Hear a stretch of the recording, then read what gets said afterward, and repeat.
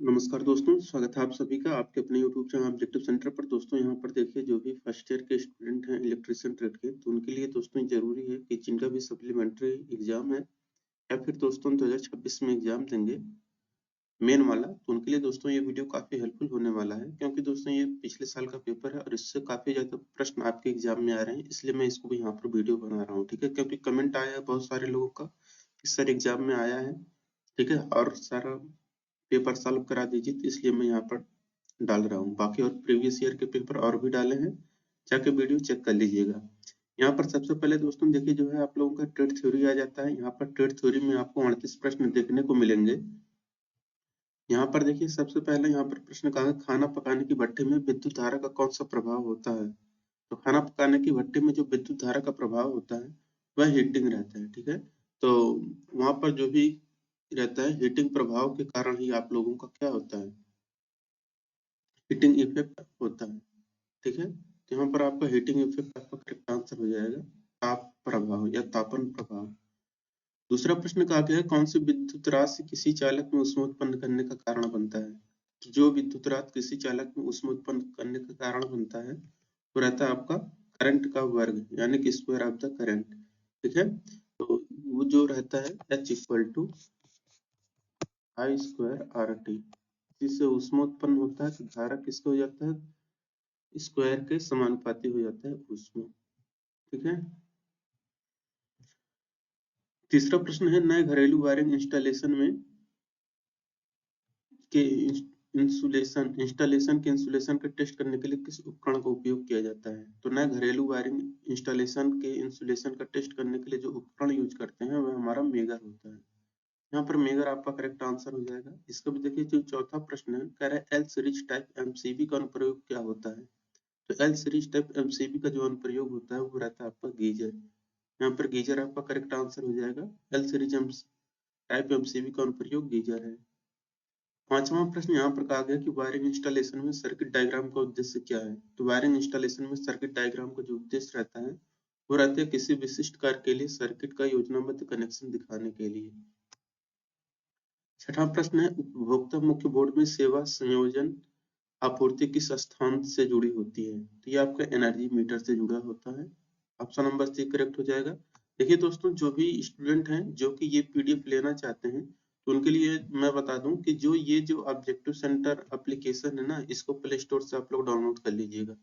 इसी नाम से आप लोग प्ले स्टोर पर सर्च करेंगे, यह लिंक आपको डिस्क्रिप्शन बॉक्स में दे दिया गया है। और इसके बाद यहाँ से इसको ओपन करके आप अपना लॉगिन कर लीजिएगा। लॉगिन करने के बाद दोस्तों आपका जो पेज है कुछ इस तरीके से आपका ओपन हो जाएगा यहाँ पर, ठीक है।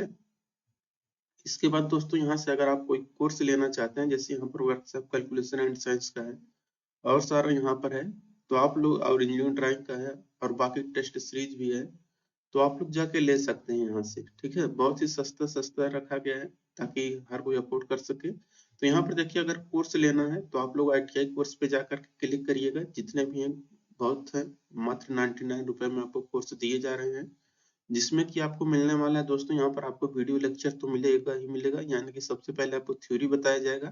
थ्योरी बताने के बाद दोस्तों आपको निम्मी का जो प्रश्न है उसको दोस्तों एक एक क्वेश्चन सॉल्व कराया जा रहा है विस्तृत तरीके से। इसके बाद उसका PDF भी आपको दिया जा रहा है, ठीक है। और उसके बाद आपको मॉक टेस्ट भी दिया जा रहा है, ठीक है। और पिछले साल का पेपर भी आपको मिल ही जाएगा।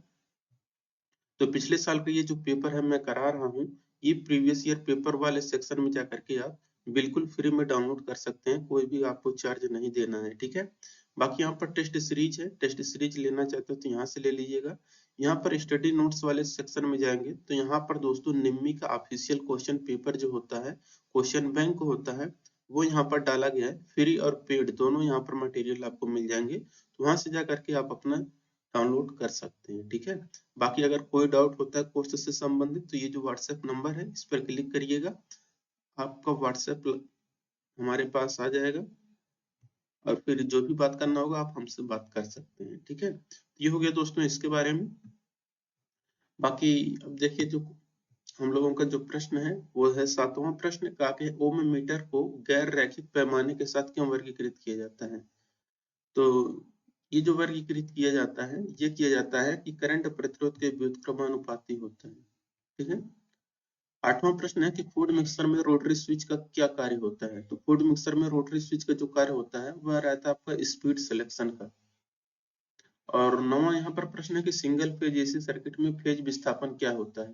तो सिंगल फेज एसी सर्किट में जो फेज विस्थापन होता है ये आपका 90 डिग्री का होता है। ठीक है। 10 नंबर का प्रश्न कह रहा है कि BIS के अनुसार प्रत्येक पावर सब सर्किट का अधिकतम लोड कितना होता है। तो देखिए जो प्रत्येक पावर सब सर्किट होता है इसका अधिकतम लोड दोस्तों 3000 वाट का होता है। ठीक है। 11 नंबर प्रश्न है कॉपर के परमाणु की संयोजकता सेल में कितने इलेक्ट्रॉन होते हैं। तो कॉपर के परमाणु की संयोजकता सेल में यहाँ पर 1 इलेक्ट्रॉन होता है। इसके बाद देखिए यहाँ पर 12 नंबर का प्रश्न है कौन से प्लायर का उपयोग तार के हुक और लूप बनाने में होता है। तो जिस प्लायर का उपयोग तार का हुक और लूप बनाने में होता है वह आपका राउंड नोज प्लायर होता है। ऑप्शन नंबर डी करेक्ट हो जाएगा, राउंड नोज प्लायर। 13 नंबर का प्रश्न है किसी मोटर की प्रति मिनट रिवोल्यूशन मापने के लिए किस मीटर का उपयोग किया जाता है। तो किसी मोटर की प्रति मिनट रिवोल्यूशन मापने के लिए जो मीटर यूज किया जाता है वो हमारा टैकोमीटर होता है। ठीक है।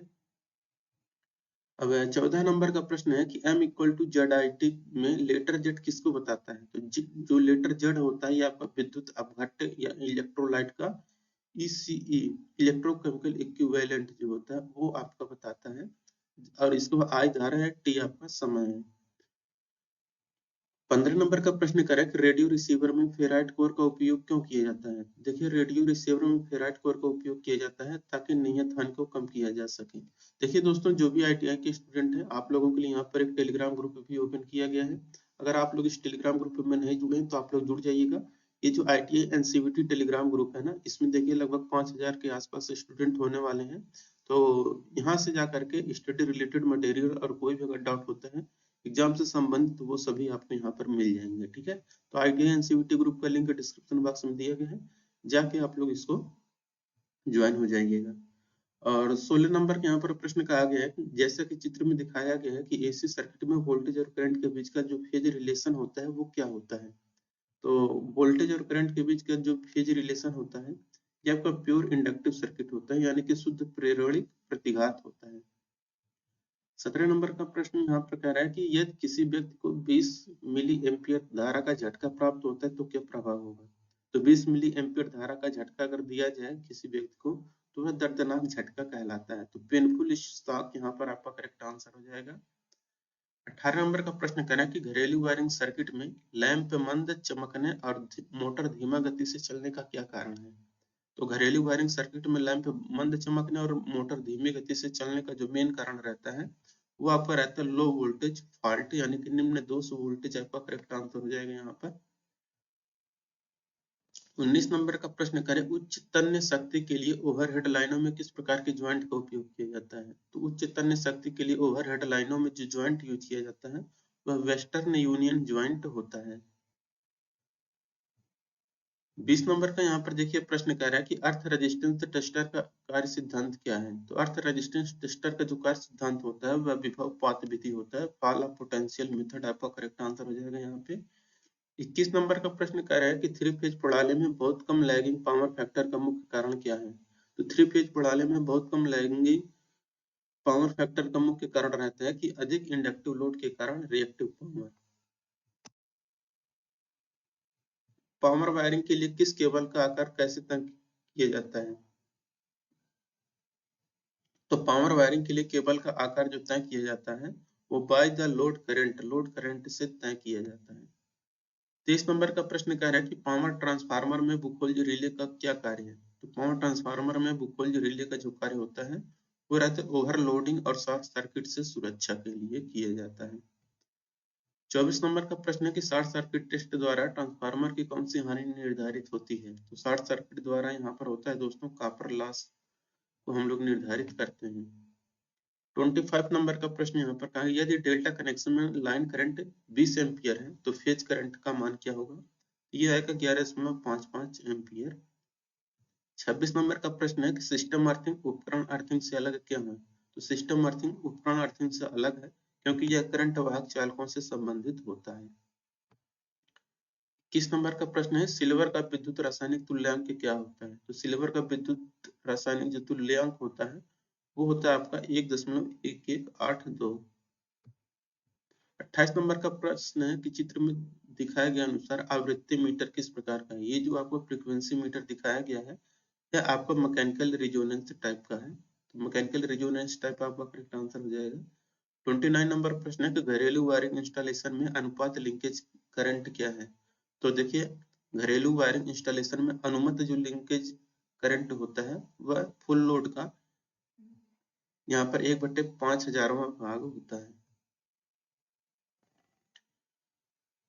अब देखिए high pressure sodium vapour lamp circuit में लीक ट्रांसफार्मर का क्या कार्य है। तो high pressure sodium vapour lamp में लीक ट्रांसफार्मर का जो कार्य होता है वह ignite the high voltage initially, प्रारंभ में हाई वोल्टेज प्रज्वलित करने के लिए किया जाता है। अब 31 नंबर क्वेश्चन है एक लैंप को 3 विद्युत स्थानों से नियंत्रित करने के लिए किस स्विच का उपयोग किया जाता है। तो अगर कोई लैंप है 3 स्थानों से आपको उसको नियंत्रित करना है तो जो स्विच यूज किया जाएगा वहां पे वो आपका इंटरमीडिएट स्विच होता है। 32 नंबर क्वेश्चन है क्रिम्पिंग टर्मिनेशन का क्या अर्थ है, क्या लाभ है। तो क्रिम्पिंग टर्मिनेशन का लाभ होता है कि अवॉइड लूज कनेक्शन, ढीले कनेक्शन से बचा जा सकता है क्रिम्पिंग टर्मिनेशन से। 33 नंबर क्वेश्चन है कौन सा शारीरिक खतरा है। तो शारीरिक खतरा दोस्तों आपको वाइब्रेशन है, ठीक है, तो वाइब्रेशन आपका करेक्ट आंसर हो जाएगा।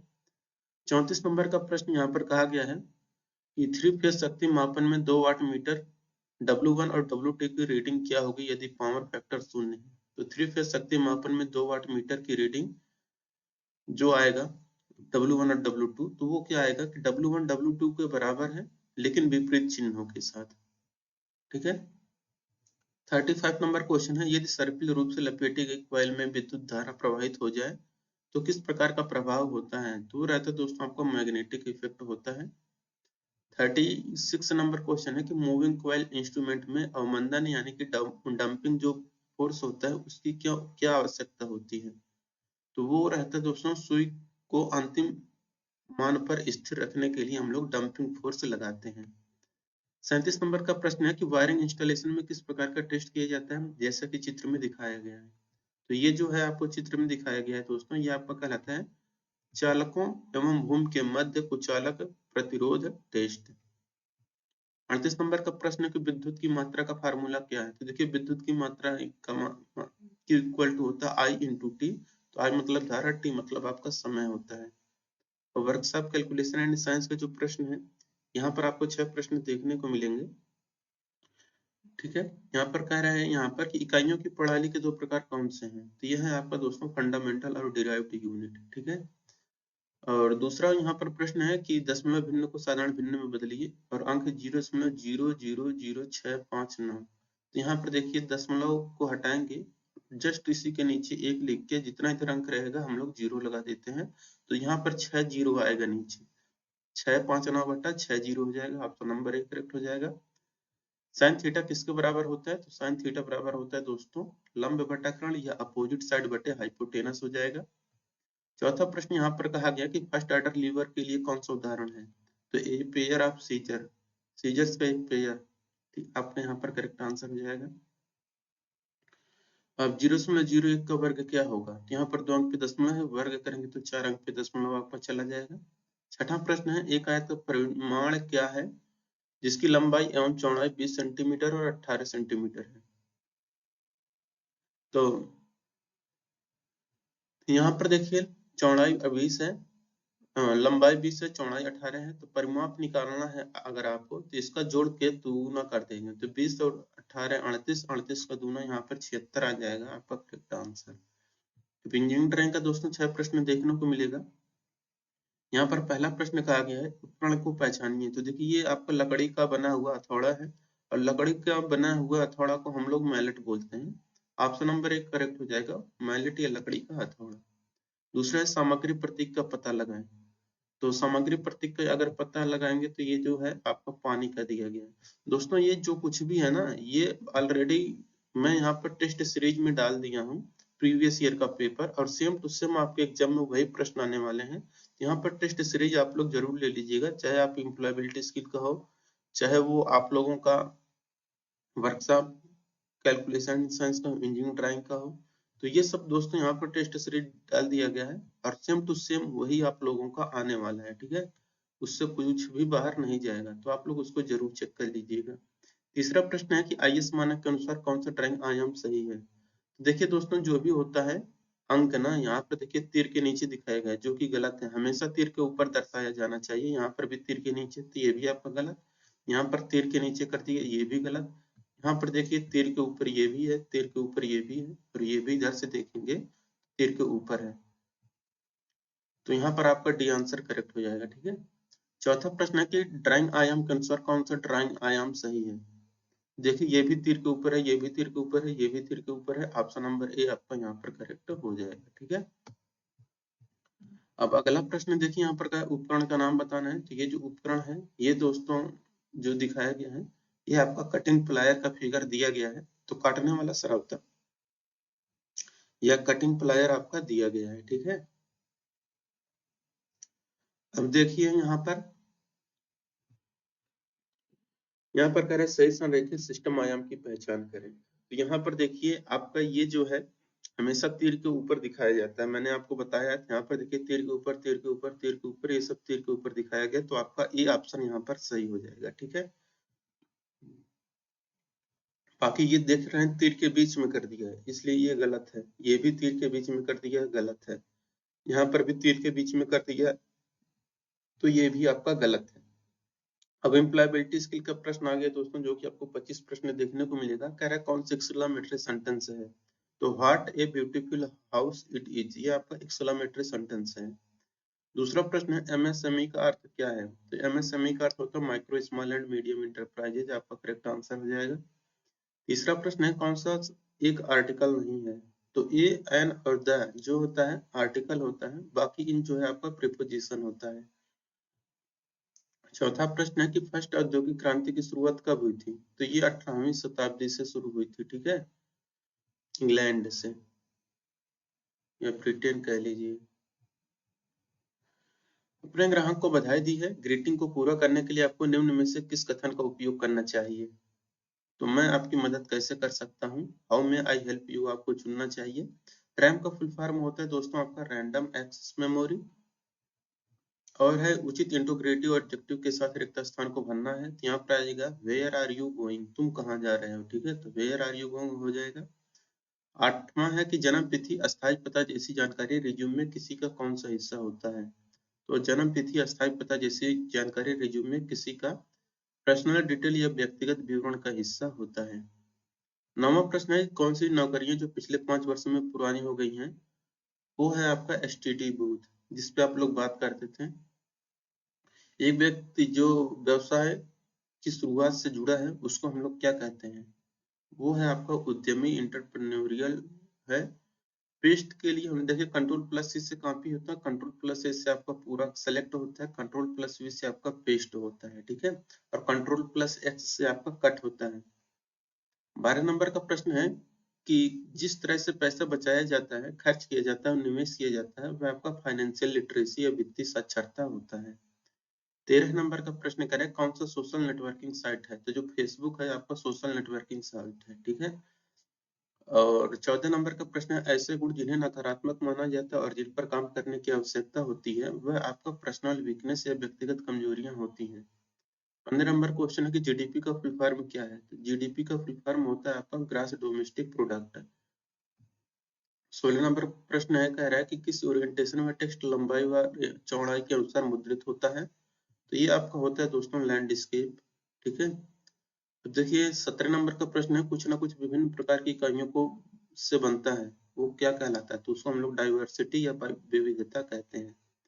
एआई कहाँ फर्जी खबरें फैला सकता है। तो सोशल मीडिया पर एआई फर्जी खबरें फैला सकता है। 19 नंबर प्रश्न है कि आंतरिक प्रेरणा क्या है। तो ज्यादा देर तक टिके रहना, यह आपका आंतरिक प्रेरणा है, लॉन्ग लास्टिंग आपका करेक्ट आंसर होगा। 20 नंबर प्रश्न है कि क्रिया का सही काल को चुनना है। यहाँ पर हो जाएगा I had learn music when I was child हो जाएगा। 21 नंबर का प्रश्न है कैपिटल लेटर का प्रयोग कब किया जाता है। तो जब कोई वाक्य शुरू होता है तो उसका पहला अक्षर कैपिटल लिखते हैं। किसी व्यक्ति का नाम का पहला अक्षर कैपिटल, किसी स्थान का नाम का पहला अक्षर कैपिटल। तो यहाँ पर उपरोक्त सभी सही हो जाएगा आपका। अनिश्चित पद को आपको पहचानना है। तो देखिए वायु प्रदूषण, ध्वनि प्रदूषण, जल प्रदूषण, ये प्रदूषण के प्रकार हैं, जबकि ग्रीन पोल्यूशन किसी भी प्रकार का प्रदूषण नहीं होता है। 23 नंबर का प्रश्न, एंट्री लेवल जॉब का क्या मतलब होता है? तो एंट्री लेवल जॉब का मतलब होता है कि यह एक शुरुआती या जूनियर स्तर की नौकरी होती है। 24 नंबर का प्रश्न करें कि ग्राहक शिकायतों से निपटने के लिए सीखने की तकनीक क्या है? यह आपका है लिसन, एम्पैथीज, अपोलॉजी, रिएक्ट नाउ। ये ग्राहक शिकायतों से निपटने के लिए सीखने की तकनीक है। स्मार्ट में एम अक्षर का अर्थ क्या है? तो एम अक्षर का मतलब होता है आपका मेजरेबल। ठीक है, तो यहाँ पर दोस्तों ये कंप्लीट हो गया। जिनको दोस्तों कोई कोर्स परचेज करना है तो आप लोग दोस्तों ऑब्जेक्टिव सेंटर ये जो एप्लीकेशन है प्ले स्टोर से जरूर डाउनलोड कर लीजिएगा। और इसके बाद दोस्तों यहाँ से ITI कोर्स वाले सेक्शन में जाकर के आप अपना ले सकते हैं, टेस्ट सीरीज यहाँ से ले सकते हैं। और जो मैं PDF पढ़ाया हूँ वो आप प्रीवियस पेपर वाले सेक्शन में जाकर के अपना ले सकते हैं। यहाँ पर सभी ट्रेड का डाला गया है, तो आप अपना वहां से ट्रेड चूज कर लीजिएगा। स्टडी नोट्स में जाकर के आप निम्मी का ऑफिशियल क्वेश्चन बैंक फ्री और पेड दोनों यहाँ पर आप डाउनलोड कर सकते हैं। तो आप लोग इसको जरूर विजिट करिएगा। मिलेंगे नेक्स्ट वीडियो में। Thank you.